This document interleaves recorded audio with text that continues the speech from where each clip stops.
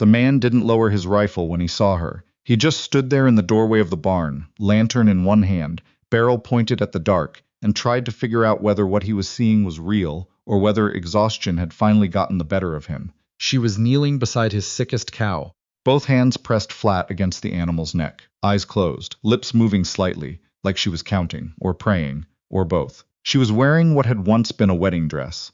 Rhett Calloway had lived alone on the edge of the Caribou for 11 years. He had seen plenty of things that didn't make sense. A late frost that killed half his herd in May. A fire that stopped at the creek like it had been told to. His father's truck still parked in the exact same spot 3 years after the old man died, because nobody had the heart to move it. But he had never seen anything like this. "Who are you?" he said. Not a question. More like a statement he hadn't figured out the end of yet. The woman didn't flinch. She kept her hands where they were and opened her eyes slowly, the way people do when they've been somewhere far inside themselves and need a moment to come back. "My name is Lena Voss," she said. "And your cow has a blockage in her gut. If you don't let me work on her for the next hour, she'll be dead before morning." Rhett looked at the cow. He looked at the woman. He looked at the torn lace trailing across the hay-covered floor. He did not lower the rifle for another full minute. Then he did. He hadn't slept in 36 hours.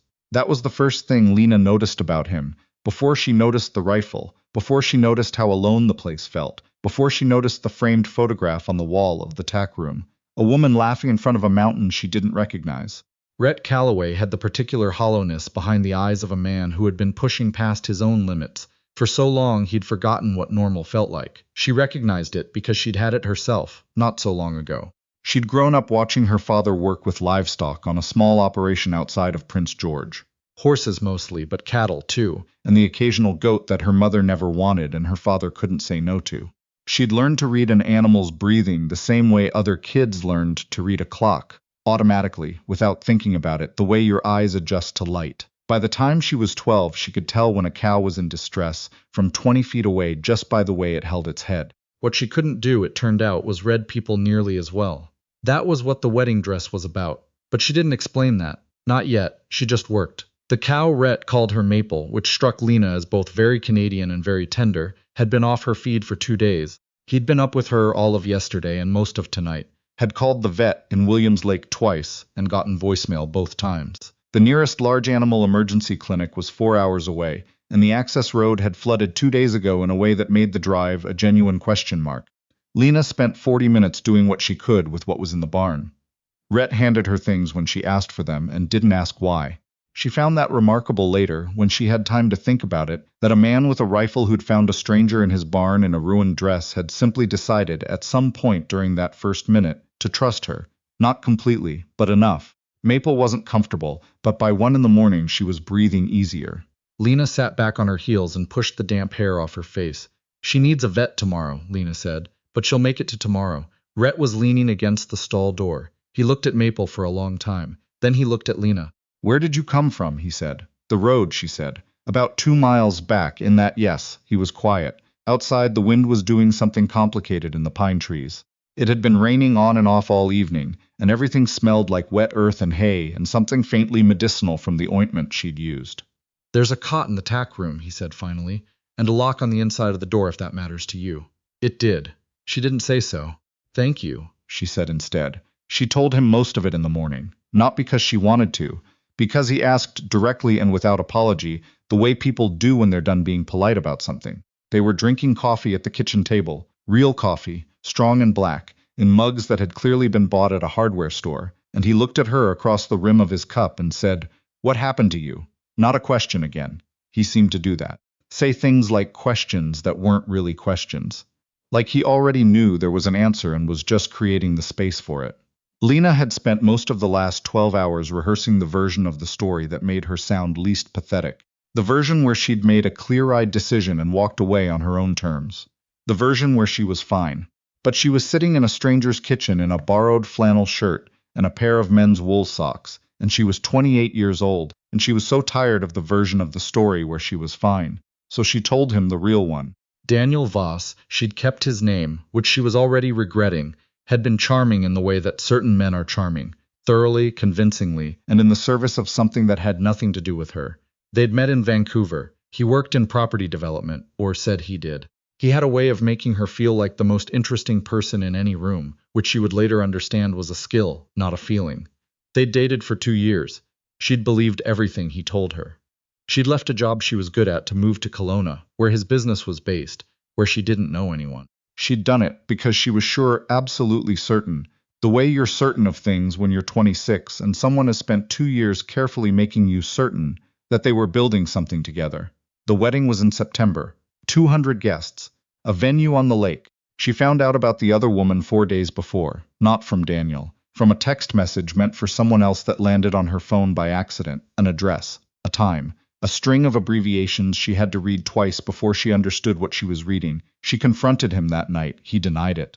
Then he didn't deny it but minimized it. Then he minimized her reaction to it. By midnight, he had somehow made her feel that the real problem was that she wasn't being reasonable. She stayed for 2 more days. She didn't know why. Shock, maybe. Or the 200 guests. Or the venue deposit. Or the fact that she had nowhere to go and no job to go back to, and she'd spent the last 6 months making herself smaller in ways she hadn't noticed until she tried to take up space again.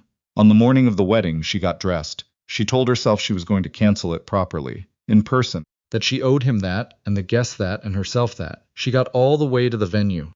She stood in the getting ready room and looked at herself in the mirror for 10 minutes. The flowers were wrong. He'd changed the flowers at the last minute without telling her, because he had opinions about dahlias, apparently, and she'd just nodded when he told her, and then stood there looking at the centerpieces thinking, when did I start nodding?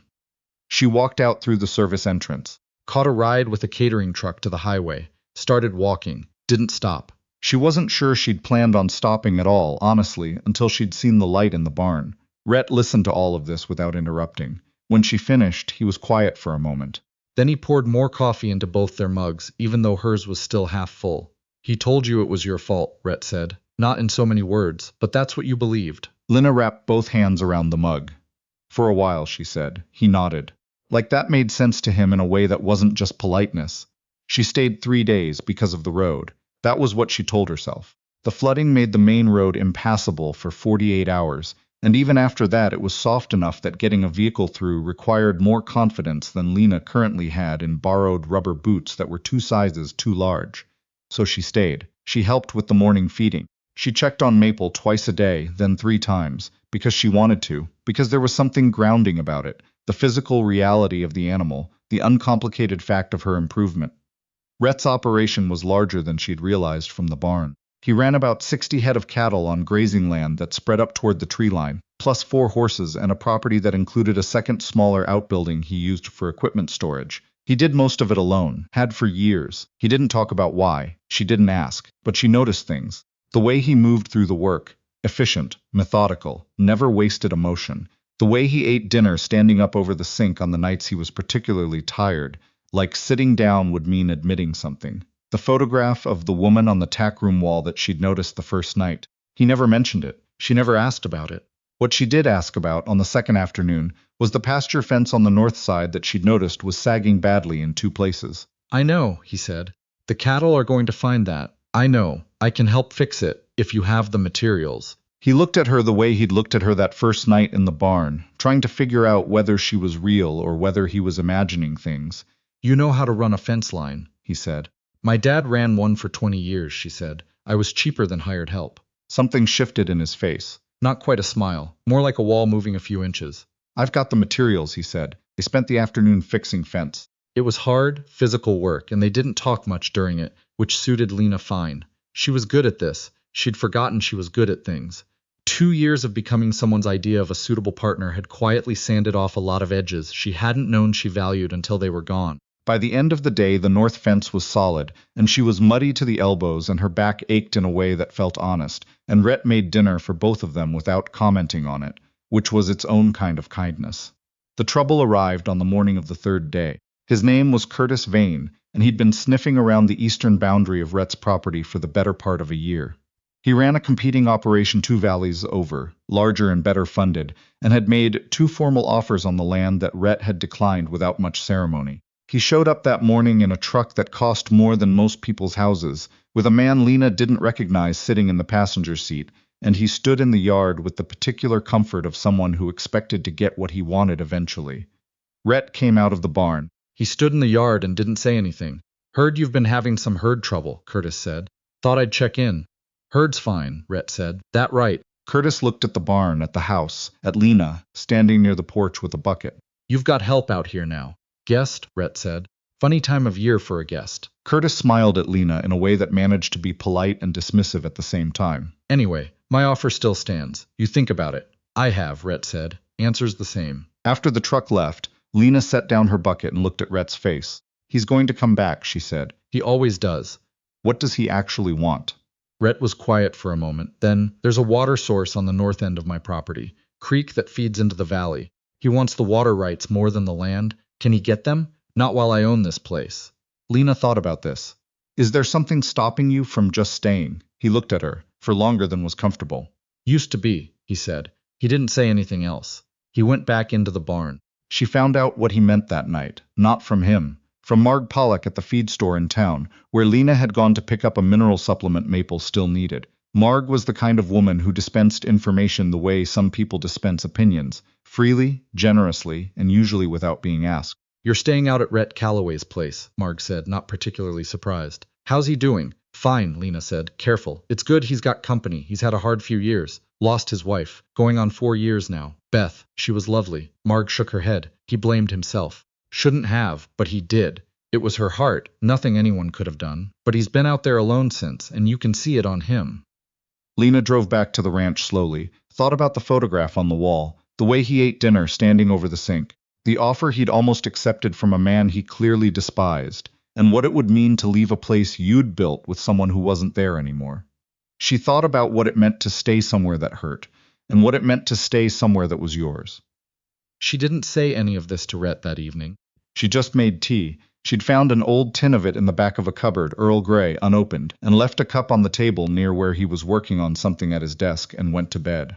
In the morning, the cup was empty and washed. Curtis Vane came back on the 4th day. This time he came without the truck and without the passenger, which was somehow worse. He appeared at the barn door in the early afternoon while Rhett was in the south field, and Lena was alone with the animals.